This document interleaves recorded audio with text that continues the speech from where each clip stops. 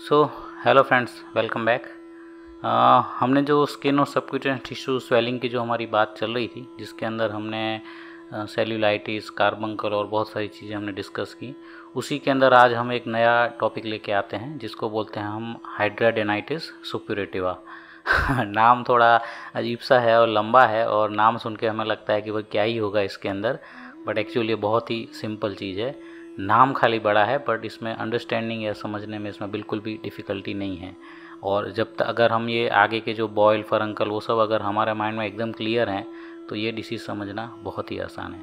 हाइड्राडेनाइटिस सुप्यूरेटिवा, इसमें बेसिकली क्या होता है, जो हमारी जो एपोक्राइन ग्लैंड्स है, एपोक्राइन ग्लैंड्स मतलब आप सीरियस समझिए कि जो स्वेट प्रोड्यूस करती हैं, जो पसीना जो प्रोड्यूस करती हैं, स्वेट ग्लैंड्स, वो ग्लैंड्स जो होती हैं वो हमारी जनरली जो हैं, जो फोल्डेड रीजन्स बॉडी के होते हैं वहाँ पे वो होती हैं। जैसे कि हमारा एक्जिला हो गया, पेरिनियम है, फिर अपना ये जो इंग्वाइनल रीजन है, ठीक है, और बटक्स का जो इंटरग्लूटियल कैफ्ट का जो पार्ट है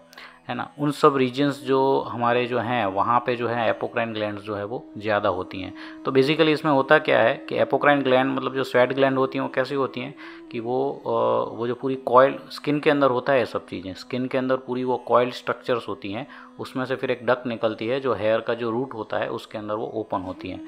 अब इनके अंदर क्या होता है कि जो इन जो फोल्डेड रीजन में जो एपोक्राइन ग्लैंड्स हैं, उन एपोक्राइन ग्लैंड्स का जो आउटपुट है, उसके जो आउटपुट जो डक्ट है वहाँ पे केराटिनाइजेशन जो है वो ज़्यादा हो जाता है। यानी कि जो केराटिन जो हमारी स्किन को जो है वो बनाता है, केराटिनाइजेशन, वो केराटिनाइजेशन ज़्यादा होने की वजह से वो डक्ट जो है ना, उसका जो माउथ है, उसका ओपनिंग है वो ब्लॉक हो जाता है। सो अब होगा क्या, अब वो नीचे से जो स्वेट यानी कि पसीना जो है वो नीचे से कंटिन्यूस बने जा रहा है, लेकिन ऊपर का जो उसका ओपनिंग है वो गेट ब्लॉक्ड। तो ग्लैंड जो है वो फूलने लगेगी धीरे धीरे, क्योंकि आउटपुट नहीं है, तो वो जो सिक्रीशन तो चालू है तो वो फूलती जाएगी, और फिर उसमें इन्फेक्शन हो जाएगा, पस हो जाएगा और बस्ट आउट हो जाएगी।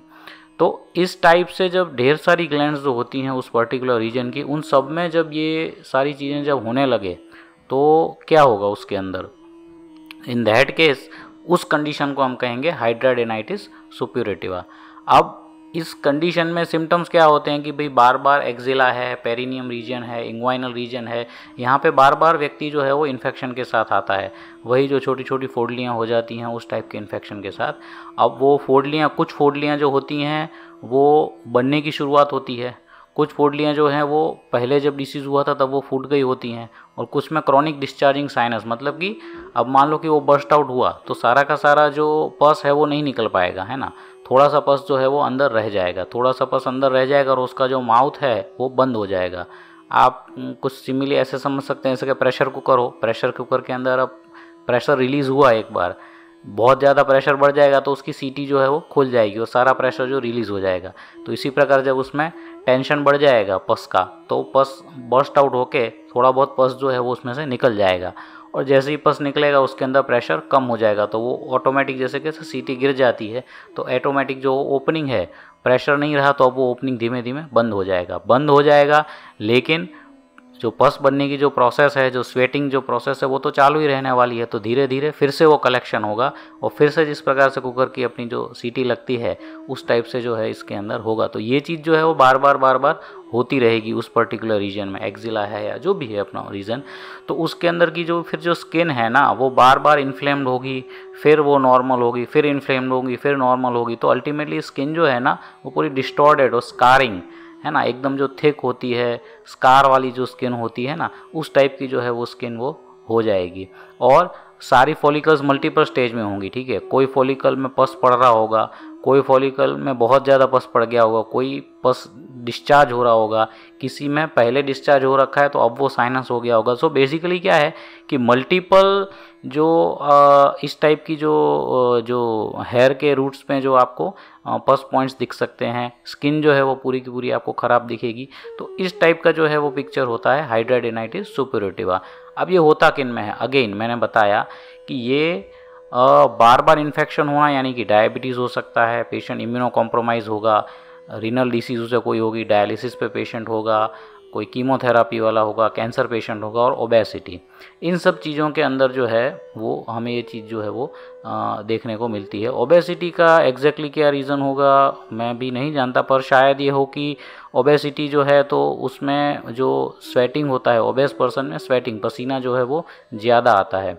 क्यों? क्योंकि जो बॉडी का वेट है उस हिसाब से बॉडी का सरफेस एरिया उतना ज़्यादा नहीं है, इसलिए जो मोटे लोग होते हैं आपने हमेशा देखा होगा उनको ज़्यादा पसीना आता है, और दैट्स वाई वो ग्लैंड जो है वो ज़्यादा एक्टिव रहती हैं, इसलिए जो है उसमें इन्फेक्शन का चांस ज़्यादा शायद रहना चाहिए। लेकिन अब इसमें ट्रीटमेंट क्या है? तो देखो, जब इनिशियल स्टेज में होगा तो वही है कि हम एंटीबायोटिक वगैरह ले सकते हैं, और जो स्वेलिंग है, इन्फ्लामेशन, जैसे कि हम बॉयल में करते थे, हॉट फॉर्मेंटेशन करते थे, है ना, और मान लो एक आध स्वेलिंग आ जाए तो वो पॉइंट जो वो इन्फेक्टेड हेयर है उसको हम निकाल देते थे, और एंटीबायोटिक लेके हम वो इन्फेक्शन को सप्रेस कर देते थे। तो इस टाइप का जो है वो इसके अंदर भी किया जा सकता है, बट कैसे? इनिशियल स्टेज में। पर लेटर स्टेज जैसे मैंने बताया कि अब पूरी स्किन ही ख़राब हो चुकी है, वहाँ पे इतनी बार इन्फेक्शन हो चुका है कि पूरा जो है सारा पस जो है वो एकदम इकट्ठा हो चुका है वहाँ उस रीजन में, तो फिर उस रीजन के अंदर तो हमें वो पूरी की पूरी स्किन जो है, जो पूरी स्कार्ड हो चुकी है, पूरी जो ख़राब हो चुकी है, वो सारी की सारी स्किन को हमें निकाल देना पड़ेगा।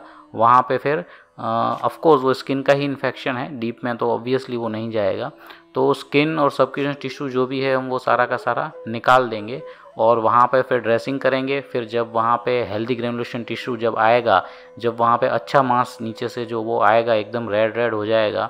है ना, उसके बाद हम उसके ऊपर स्किन ग्राफ्टिंग कर देंगे। और अगर हम उसको एरिया को क्लोज कर सकते हैं तो क्लोज भी कर सकते हैं। मतलब बेसिकली ये है कि जो ख़राब पार्ट है उसे हमें निकाल देना है। तो यही एज सिंपल एज दैट इसकी ट्रीटमेंट है। तो इसको हम कहते हैं hidradenitis suppurativa. So it is very simple, इसमें कुछ भी जो है वो डिफ़िकल्ट नहीं है आई थिंक।